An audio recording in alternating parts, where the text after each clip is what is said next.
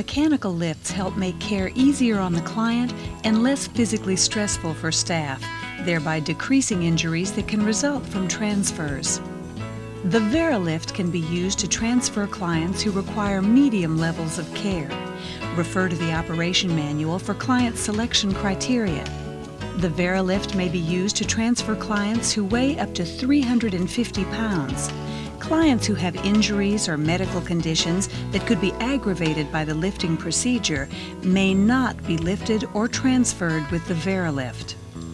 This video should be used along with the Vera lift operation manual and hands-on training led by a manufacturer's representative or by your facility's mechanical lift trainer as part of a mechanical lift education program.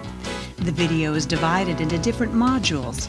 Practice the procedures demonstrated in each module with staff members until you're comfortable and confident with your ability to operate the Vera lift safely before using it to transfer clients.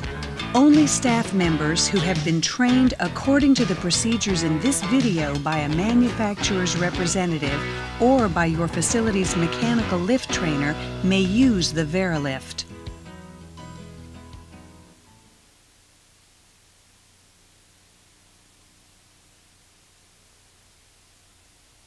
The Vera lift is equipped with rear caster brakes.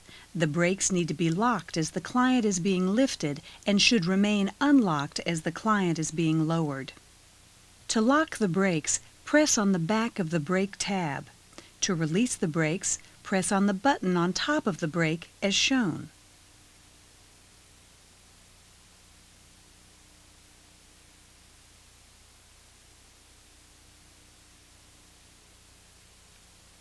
The base of the Vera lift should be open to its widest position for all transfers. To adjust the width of the base, stand behind the lift, grasp the soft rubber handle on the shift bar, and move the shift bar as shown.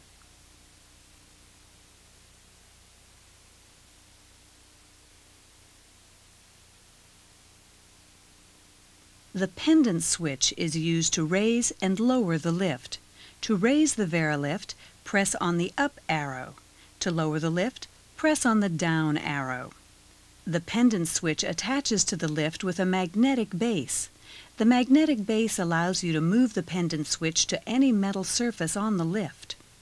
The pendant switch has a red low battery light and a green battery charge light. The low battery light will shine when the batteries have used about 70% of their charge.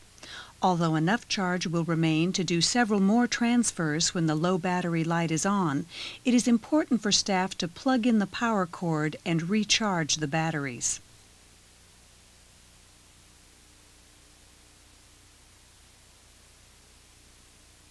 The Vera lift has a built-in battery charger, which works when the power cord is plugged into a standard 120-volt AC outlet. When the Vera lift is plugged in, the green battery charge light on the pendant switch will be activated and you will hear a click, which indicates the batteries are being charged.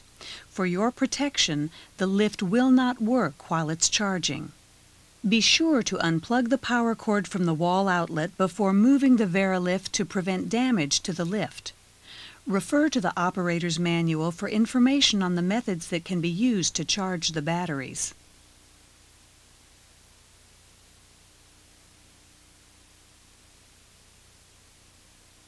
If the pendant switch does not work, the emergency up-down switch located on the back of the lift base can be used to raise and lower the lift. Lift the switch to raise the lift and depress it to lower the lift. This switch should only be used when the pendant switch fails.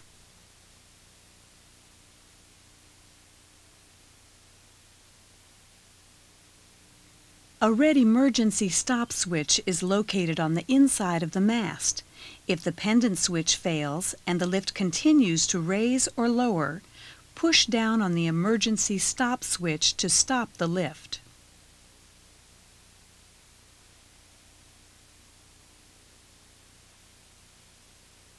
Before transferring a client, it is important to check the back belt or sling for signs of damage, for loose and missing stitching, and for tears and excessive wear that might cause it to fail.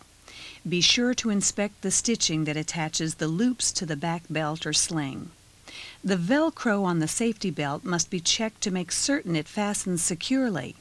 Damaged or overly worn back belts and slings must not be used, as their use can result in injuries to the client or staff.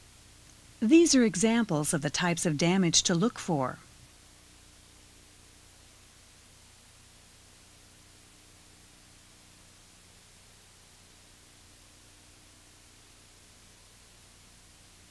It is also important to inspect the lift before transferring a client to make certain no parts are missing or excessively worn and that the lift operates freely. Make sure all nuts and bolts are present, that the lift arm hooks are not worn, that the shift bar opens and closes the base of the lift properly, and that the brakes hold the lift securely. If a problem is noted, the lift should not be used until repairs have been made by qualified maintenance staff.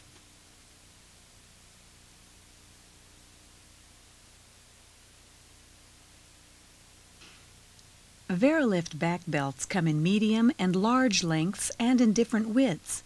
When transferring a client using a back belt, the back belt should be wide enough to fit from the top of the gluteal fold to 2 to 3 inches below the lower edge of the client's shoulder blades. When using the cross-strap method of transfer, the back belt should be long enough for belt fabric to fit around the client's abdomen with sling fabric touching the client. When the correct size back belt has been determined, the information should be documented in the client's care plan, and the information should be communicated to the nursing staff.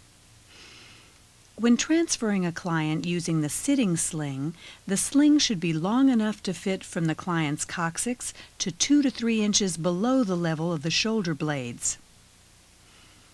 When the correct size sitting sling has been determined, the information should be documented on the client's care plan, and the information should be communicated to the nursing staff. Using a back belt or a sitting sling that is too small or too large may result in injury to the client. It is important for staff to use the correct size back belt or sitting sling when transferring clients. Refer to the back of the Veralift operation manual or contact your distributor for information about sizes and types of back belts and sitting slings that are available.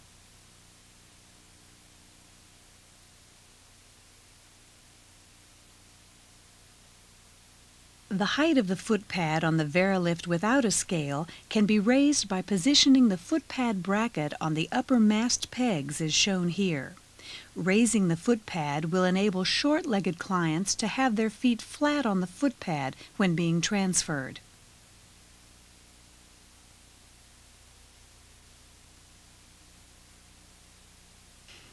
Position the leg supports by lifting the client's legs one at a time and pulling the leg support under each leg, being sure not to twist or fold the leg supports.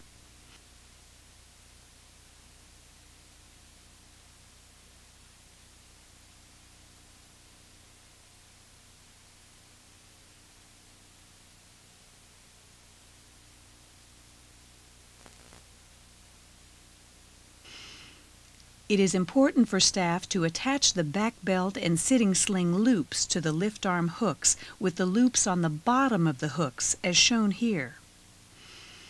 The sitting sling leg support loops should be securely attached to the extended bolt on the mast as shown here. If the staff do not connect the loops to the hooks and extended bolt correctly, injuries can result to the client or staff. It is important for staff to double-check the loop attachment to the lift before every transfer. This shows a loop caught on the top edge of the extended bolt rather than attached to the shaft of the bolt. This shows a loop caught on the end of a hook rather than on the bottom of the lift arm hook. Two methods of connecting the back belt to the lift arm hooks can be used for transfers. Refer to the Veralift operation manual or contact your distributor for client selection criteria for each of the methods. The basic standing transfer will be shown in this demonstration.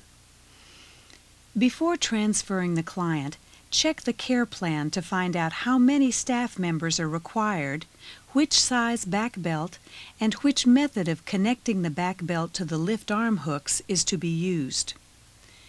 Inspect the Vera lift and back belt to make sure they are undamaged and in good working order. Explain the procedure to the client and have the client sit on the side of the bed, helping as needed.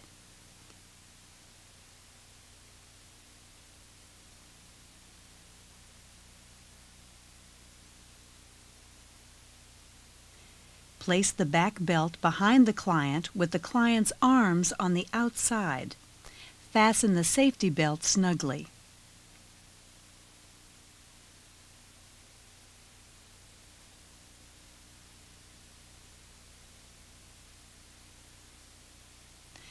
Lower the lift arms and open the base of the lift to its widest position. Move the lift in front of the client. Assist the client to hold on to the bottom of the hand grips and have the client place his or her feet flat on the foot pad with knees against the knee pad, helping as needed. It is important that the client's feet are flat on the foot pad. Lock the brakes. Connect the white loop snugly to the lift arm hooks using the same loop on both sides of the back belt. The upper or lower lift arm hooks may be used for short to medium height clients. The upper hooks should be used for tall clients, as this will help the client to stand erect on the Vera lift. Double check the back belt loop connection to the lift. Lift the client to a standing position.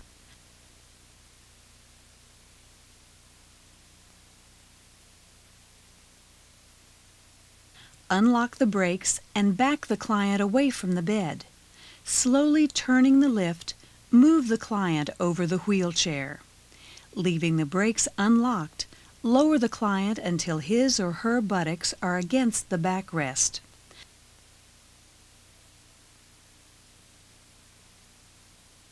Unhook the back belt loops from the lift arm hooks.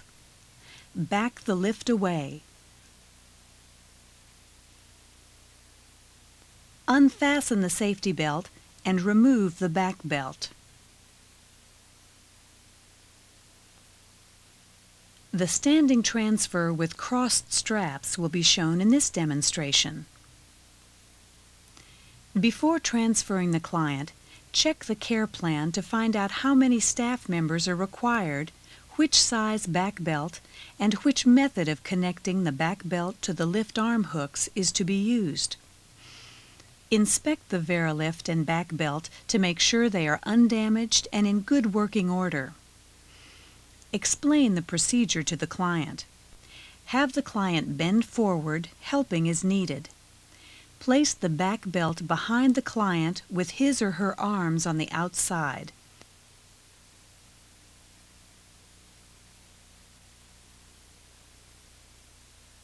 Fasten the safety belt snugly.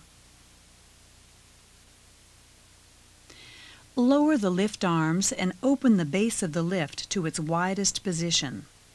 Move the Vera lift in front of the client and place his or her feet flat on the foot pad with knees against the knee pad, helping as needed. It is important that the client's feet are flat on the foot pad. Lock the brakes.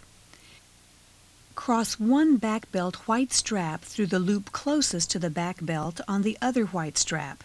Connect the white strap snugly to the lift arm hooks using the same loop on both sides of the back belt as shown here. Remove the colored straps from the pocket and connect the colored straps straight to the lift arm hooks using the same loop on both sides of the back belt.